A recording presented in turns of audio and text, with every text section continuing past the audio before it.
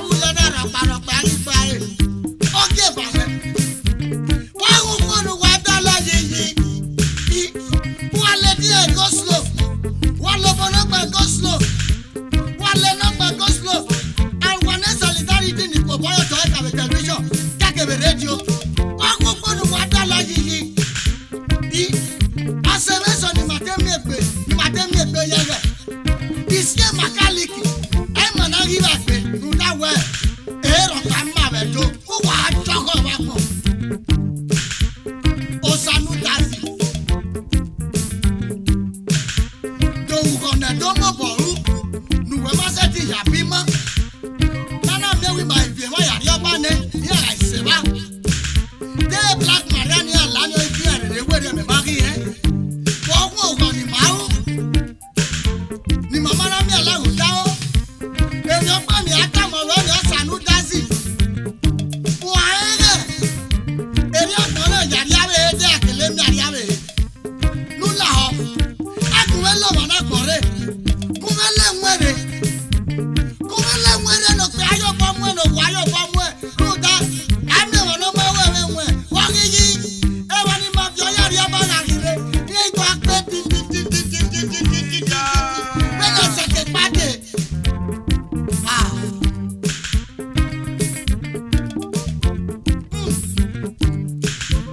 aba no geto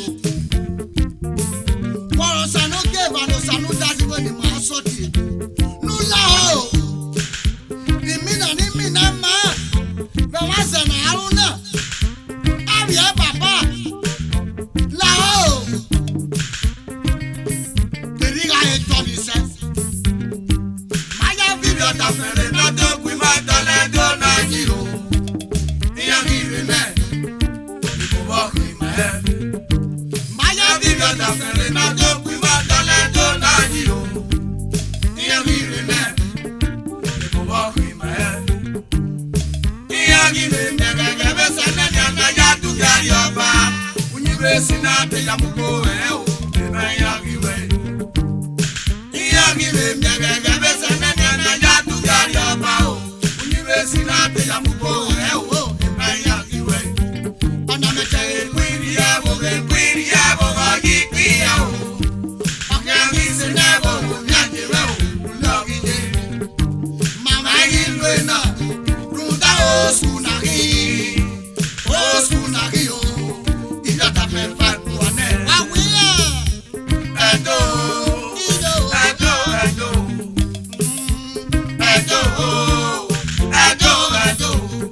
adoge mi no ya me pe panike adoge mi no yi se ka me bi o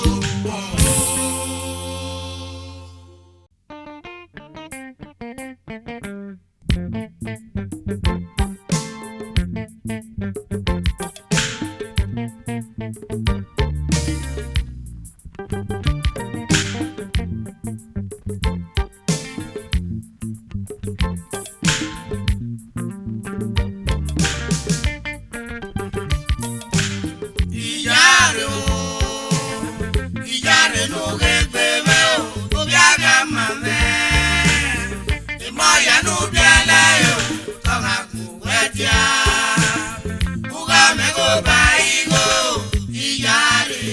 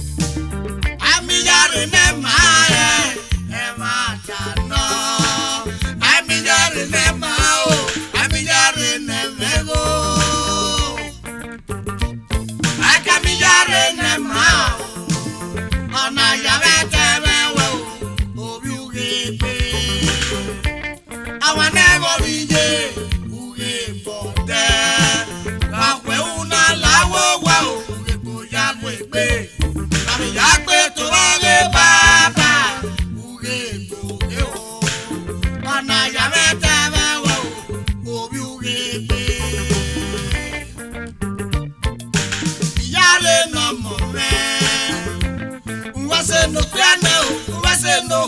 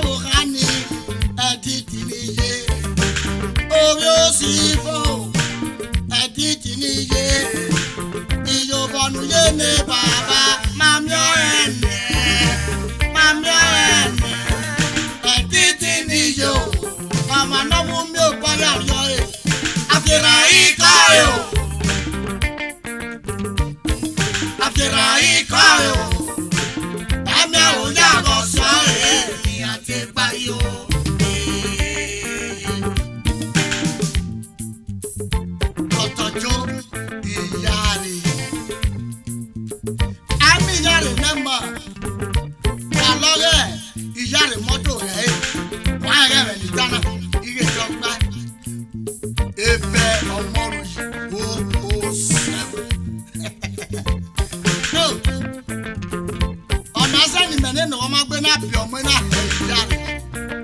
Ami Iyare nema. Wabe waru. Ami Iyare nema ema tano. Ami Iyare nema o. Ami Iyare nemego.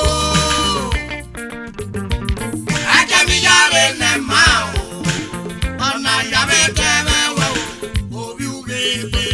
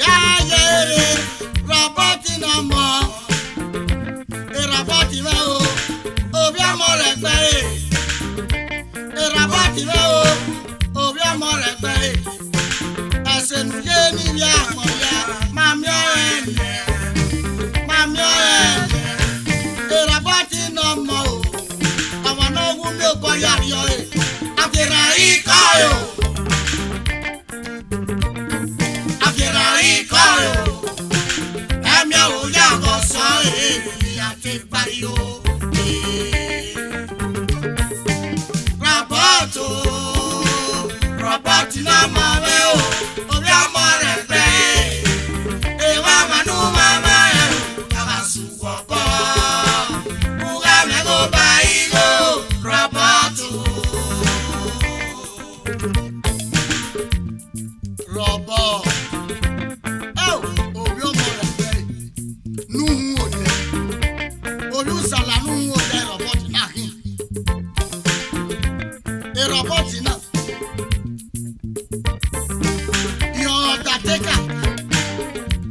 Oye titi biti di owa.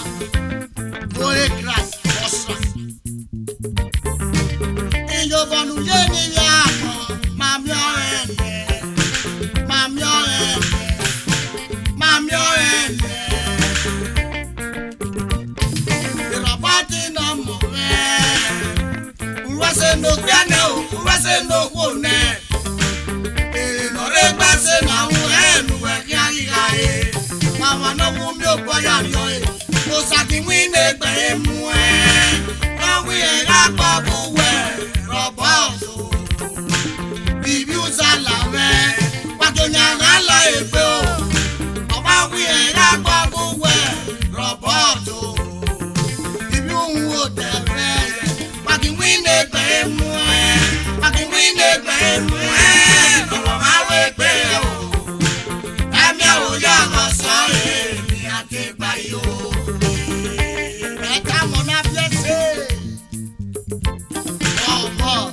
Ọmọ rẹ̀ gbẹ. TTPT of Austria. Ọ̀nà bí ayé bí aró Beto social club. Boye graf Austria. Ọ̀bẹ wa rú. Ọ̀nà àwọn kan ló gbé ní normal yọ̀bíà ọmọ nígbà wa. Hussein àpòbọ̀ náà. Tó máa bí ẹ̀nà pọ̀bọ̀ nù ẹ̀. Pọ̀bọ̀ nù ẹ̀kú ẹ̀. Ekena na wi moto ne wana na cheji o osra Robert na je iyo bolu ni ya ibi nwo da we ni wa se o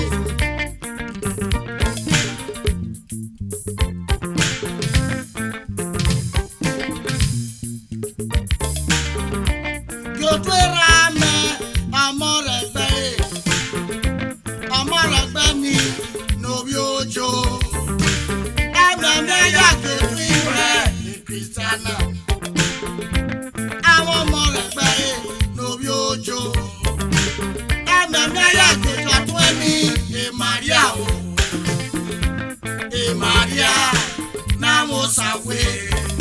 Àtẹ̀lára ti àwọn kan ẹ̀yìn nàbí. Àtẹ̀lára ti àwọn kan ẹ̀yìn lọ́wọ́. Àtẹ̀lára ti àwọn kan ẹ̀yìn nàbí.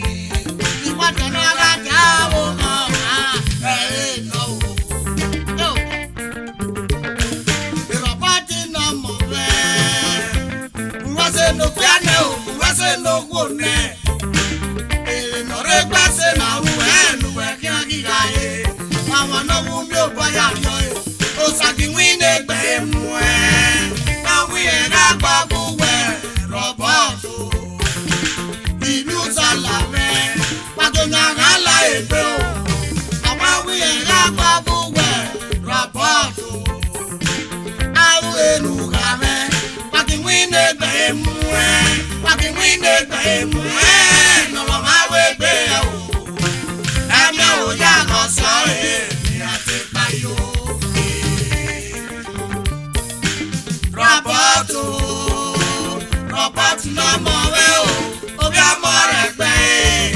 If I'm missing, no, my mind. But that's what who am I go by? Robert. I do not belong to any party. Mrs. Chairman, why now?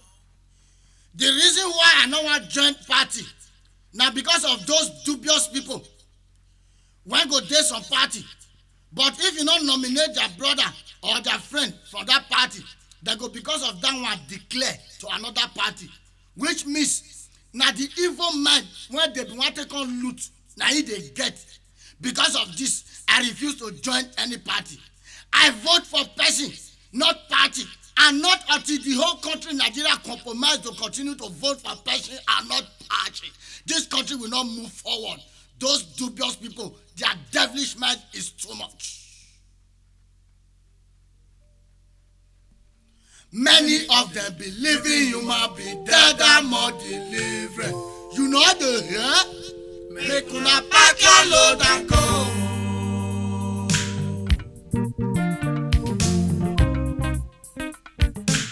Make una carry am.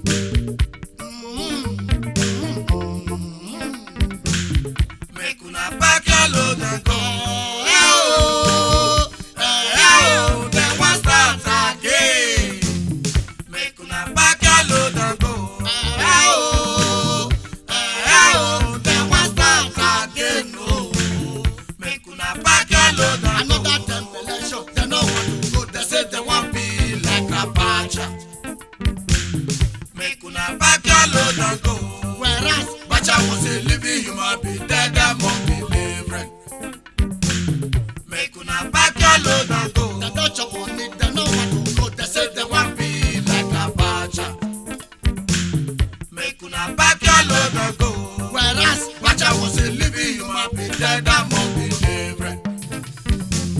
Make una pack your load and go. Pack your load and go, pack your load and go.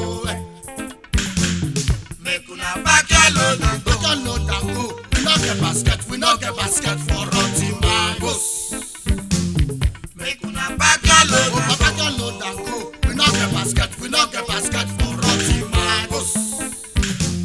Make una pack your load and go. They want start again.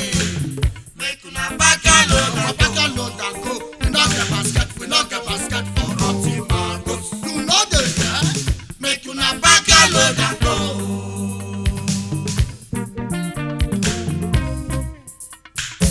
Carry on.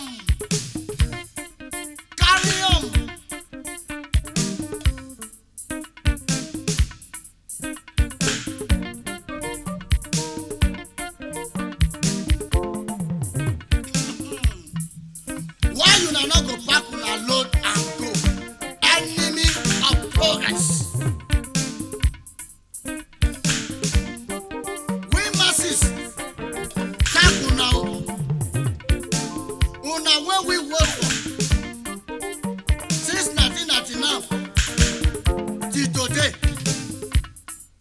we masses, thank una for managing or happy damage Nigeria since that 1999 when you have come to power.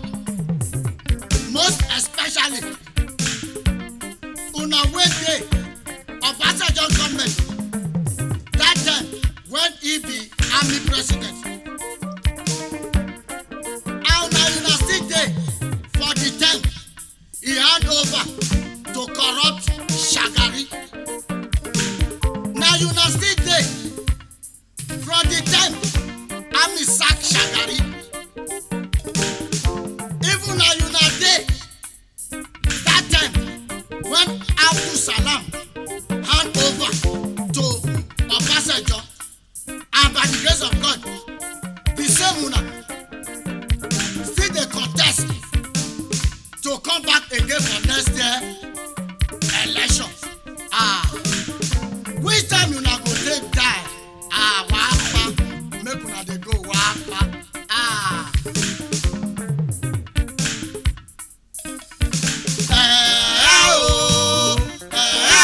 They want start again.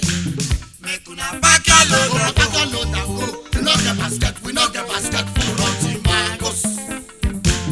Make una pack your load and go. Another time election, they don't want to go. They say they want me like a badger. Make una pack your load and go.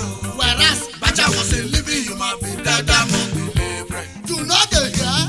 Make una pack your load and go.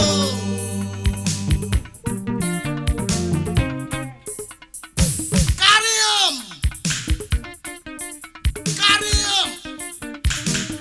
Why you not go pack una load and go? Since 1999 when we vote una into power, na only petrol, kerosene, and big mad telephone when they call GSF. Now we the masses see for una government care. But today, una when we vote for, some of una be owner of bank and insurance company.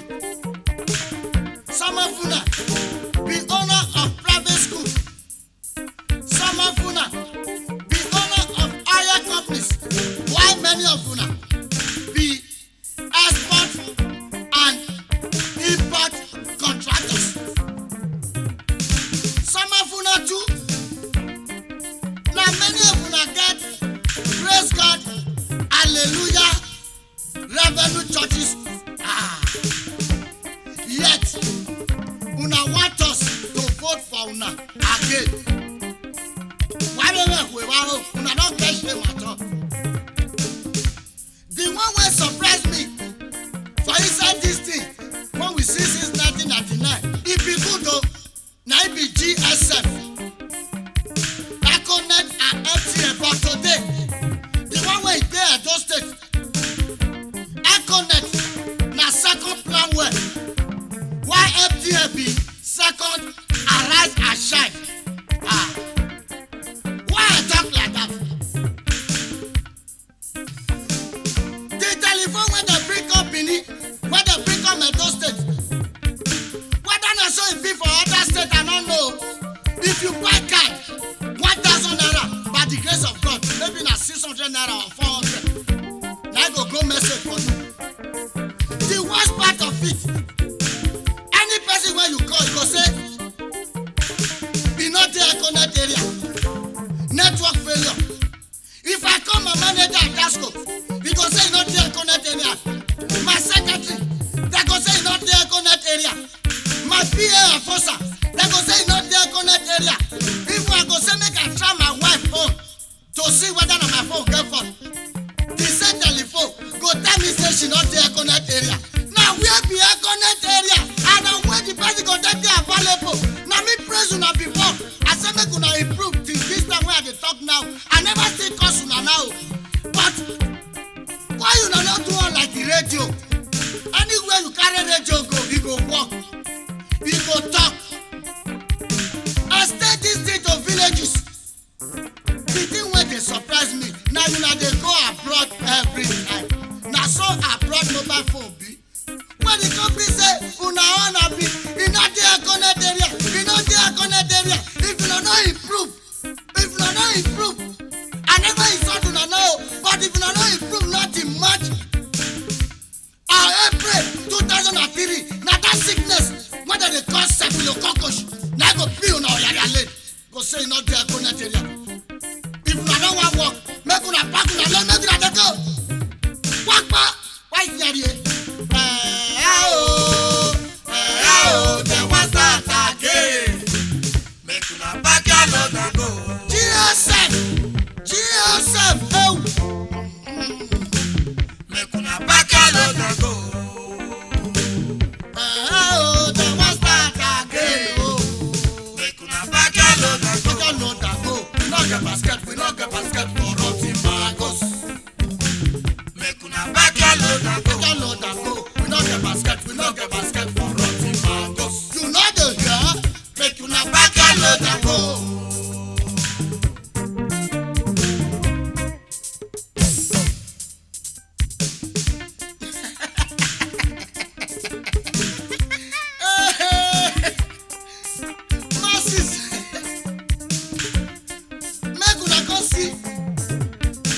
American wonder or it's their magic.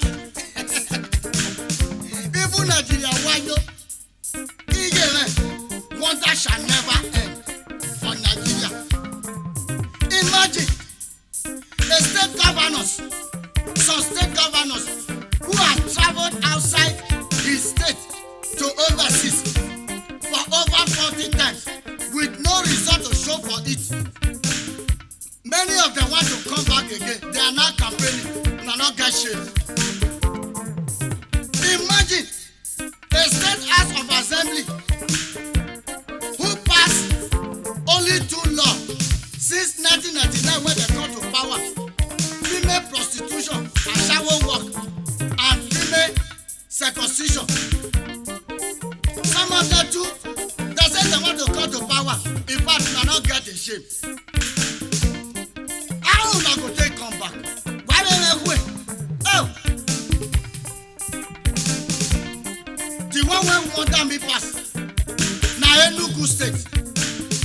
Shape down now. Enugu State House of Assembly. Now shape down you now. Enugu State House of Assembly members will run away from the people. When vote for una, and una go hide for one senator house for Abuja, una say Enugu not safe for una. But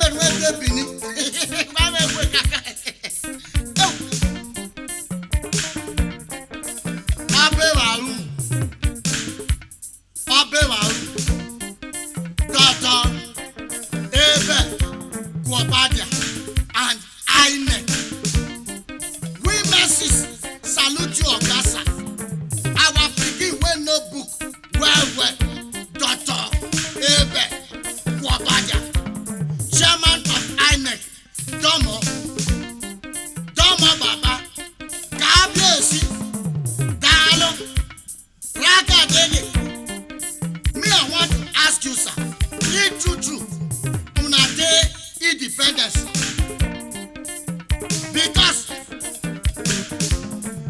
no be 1999 government put una for power. No be they give una money to work. No be they get motor and houses where you na dey. Therefore, what una dey say? Una dey on una own. I not believe. Okay. Remember wetin happen for 1963 election, 1983, 1993, and you go sit down think wetin go happen for 2003 election. How na 3 na end this year? Oh, anything wey 3 end no good. This 3 na hard number. Oh, Baba, go back here. Make you for know. Una work local government election supposed to start for August, but it was postponed. It was postponed to start again or no. And many people, some of those people wey put una for power, they don't give voters card to take rig election next year. Wetin una do for this matter? Abi you know here? Abi you no know say dem steal voters card to take return to power? Better find out quick. Otherwise, if election rig and who qualify no see card to take vote, wahala go start. Ogaza, Ebegwabadia, I want make you go home safely.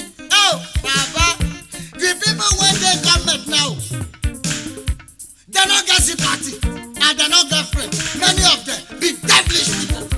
They are devilish people. And they say they wan come back again. The one wey they dey, no result to show for it. Una no get shame. Why make we hear? Oh! Some of una must go. Una must go.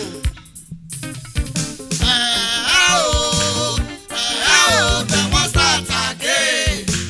Make una back your load. Another time election, they no want to go. They say they want be like a badger. Make una back your load. Back your load and go. We no get basket. We no get basket for rotty mangoes. Make una back your load and go. We no get basket. We no get basket for rotty mangoes. You know the yeah? Make una back your load and go.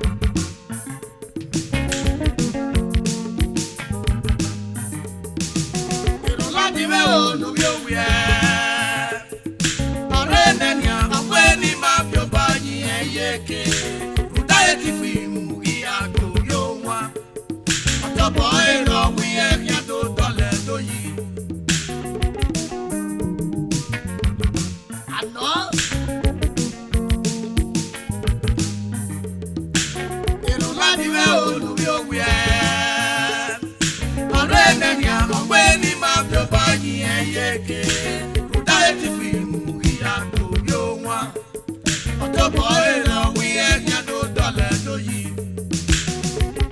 usanu dazo ki mo ure awe ni ma yo wi asi o awe ni ma yo wi asi o ruda owe na ya tu no mo kwe usanu dazo ki mo ure awe ni ma yo wi asi o owe no awe ni ma yo wi asi o ruda owe na ya tu no mo kwe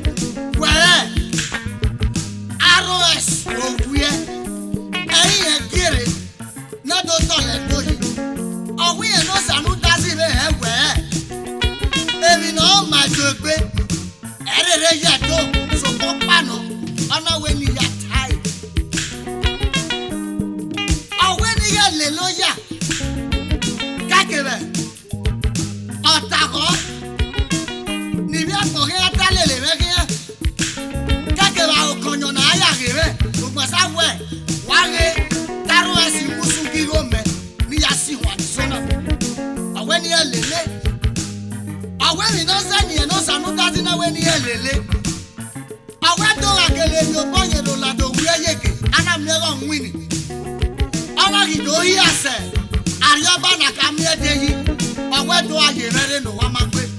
Onwe ewe gbe we do yeru so me eba ejele do loje nini ekieni eni lati agada godo owi yo na akoko kan aweni ya so se na niye so papa no ewi no ma to gbe erere ya to aweni ya kai ayi ye na o magari o pagbera wi o ase na ya una magi to ye bo sikwe no bele fete yese obele la fosi kwene ni agetete ase ya erie aroas obie arebe nare aroas obie to boy oga mare we eto ageleri o boy yen yeke iena meti la ni na te governor awi e ga fe babo neru da babo ya fe akelapo awi e adekwa ye ya boku oba ruda aba o sanogeva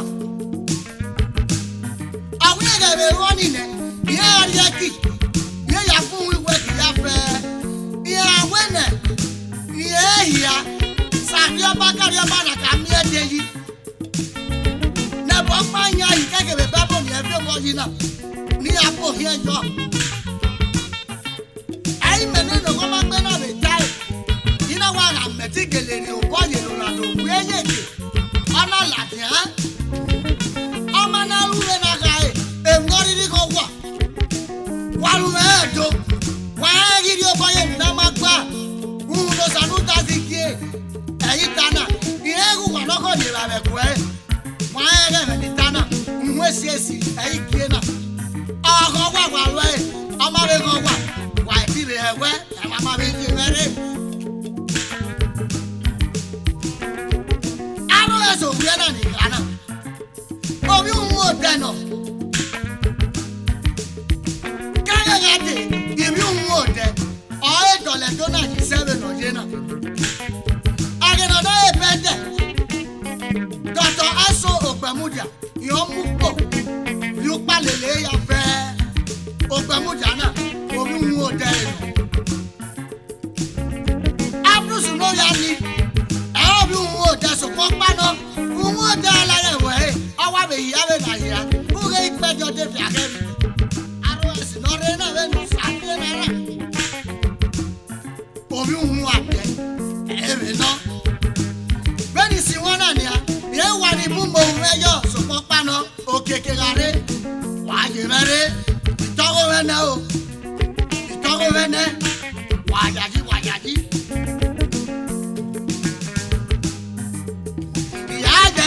ya jere ogone la ogono ga so ma bokeka egbera le gile le ano ye no ye li no fane ege awo ye ogona ni kana we amio wa ego kekere mi na te first lady ionye Royal League Nigeria Limited Royal League Transport ekena na la moto ya puja ye katuna ke odiya orupe mi so edo waya edo wa mi obere ni tana wa bizu bere na osanu dajo ke rohun re waya yi o itowo re na ero ladi be olu bi owi ore ne ni amogbe ni ma bi o ba yin yeke o da e ti pe mu bi ago bi o wa atobo ero wi e ya to dole do yi osanu dajo ki mo nre owe ni ma yo gbe si o owe ni ma yo gbe si o ruda owe na ya tu no mo gbe magari o ba gbe la wi o na ki aruna magi to ye bo sikwe no bele fete yese obele la fosi kwene ni agetete ese ya erie osanu dajo ki mo nre awe ni ma yo besi o awe ni ma yo besi